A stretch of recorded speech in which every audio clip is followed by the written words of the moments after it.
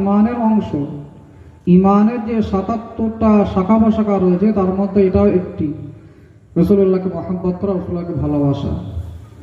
আর সেটা রাসূলুল্লাহ সাল্লাল্লাহু আলাইহি ওয়াসাল্লাম খোলাসা করে দিলেন, যে ব্যক্তি আমাকে আমার সুন্নাতকে ভালোবাসলো সেই তো প্রকৃতপক্ষে আমি রাসূল আমাকে ভালোবাসলো, আর যে আমাকে ভালোবাসলো তার ঠিকানা হবে আমার সাথে জান্নাতে।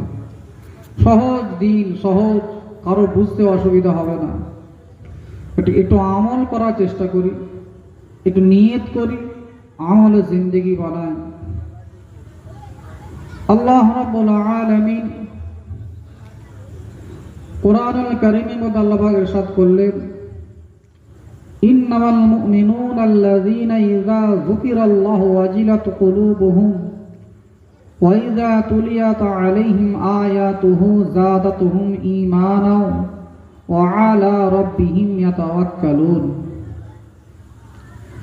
যে ঈমানদার কেমন হবে, ঈমানদারের গুণ গরিমা, ঈমানদারের বৈশিষ্ট্য আলোচনা করতে গিয়ে আল্লাহ রাব্বুল আলামিন ইরশাদ করলেন, ঘোষণা দিলেন, ইন্নামাল মুমিনুনা আল্লাযীনা ইযা যুকিরাল্লাহ, যখন মুমিন বান্দা বান্দি আল্লাহর জিকির করবে, আল্লাহকে স্মরণ করবে, ওয়াজিলাত কুলুবুহুম, তার দিলটা কাঁপবে, তার অন্তরটা কাঁপবে, একটা কম্পন শুরু হবে।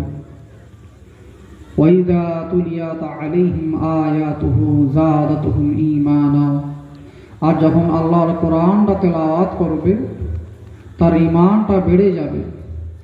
ঈমানদারদের ঈমান বেড়ে যায় তার ইবাদতের মাধ্যমে, আর তেলাওয়াতের মাধ্যমে আল্লাহ ঈমান বাড়িয়ে দেন।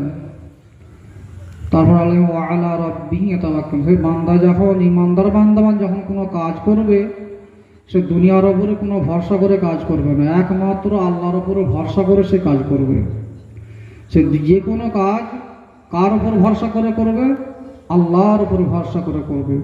দুনিয়ার কোনো মানুষের উপর ভরসা করবে না, কোনো পার্টির লিডার, কোনো এমএলএ, কোনো এমপি, কোনো প্রধানমন্ত্রী, যে যত বড়ই হোক না কেন, তার উপর ভরসা করে সে কাজ করবে না। সে ভয় করবে, আল্লাহকে ভয় করবে, আর আল্লাহর উপর ভরসা করে সে কাজ করবে।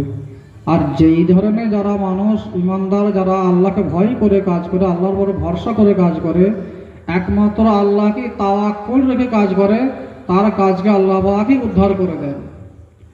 মুসিবত হয়তো আসবে, সেখানে ইমানদার পা মজবুত করে থাকবে।